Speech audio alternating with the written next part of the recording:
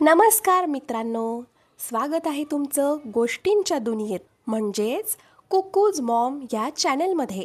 आणि आज मी सांगणार आहे तुम्हाला एक खास गोष्ट. त्या गोष्टीचं नाव आहे सोन्याची अंडी देणारी कोंबडी. एका हिरव्यागार शांत गावात एक गरीब पण कष्टाळू शेतकरी राहत होता. त्याचं छोटंसं घर, अंगणात 2-3 झाडं आणि काही कोंबड्या एवढीच त्याची संपत्ती होती. तो आणि त्याची बायको रोज मेहनत करत, पण तरीही त्यांच्या हातात फारसे पैसे राहत नसत. एके दिवशी सकाळी शेतकरी नेहमीप्रमाणे कोंबड्यांच्या घरट्याजवळ गेला.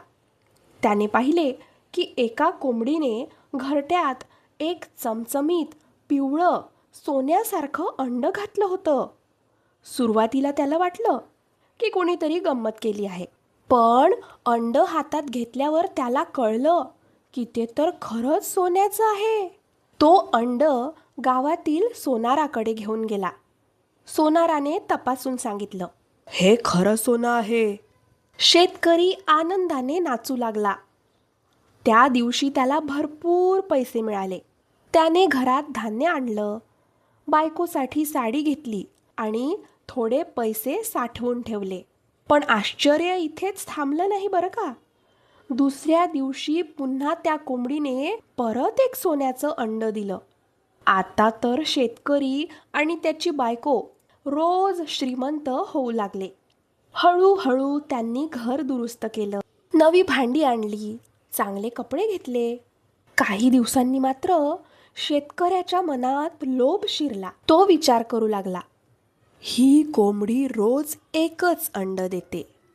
जर तिच्या पोटात भरपूर सोनं असेल तर एकदाच सगळं सोनं मिळालं तर आपण एका दिवसात फार श्रीमंत होऊ.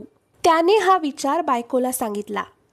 सुरुवातीला ती घाबरली, पण मोठ्या संपत्तीच्या स्वप्नाने तिच्याही मनात लालसा निर्माण झाली. दोघांनी ठरवलं, कोंबडीचं पोट कापायचं. दुसऱ्या दिवशी त्यांनी कोंबडीला मारून तिचं पोट उघडलं, पण आत काहीच नव्हतं. ती एक साधी कोंबडीच होती. रोज एक सोन्याचं अंड देणं हाच तिचा चमत्कार होता. हे पाहून दोघेही खूप रडले. त्यांच्या हातून रोज मिळणारं सोनं कायमचं निघून गेलं होतं. आता त्यांच्याकडे ना कोंबडी उरली ना सोन्याची अंडी. शेतकरी हळहळत म्हणाला, आपल्याच लोभामुळे आपण आपलं सुख गमावलं. तर मित्रांनो, यातून आपल्याला काय बोध मिळाला? अतिलोभ हा विनाशाला कारणीभूत ठरतो. समाधान आणि संयम हेच खरे सुखाचे मार्ग आहेत. भेटूया अशाच नवनवीन गोष्टींसोबत. धन्यवाद.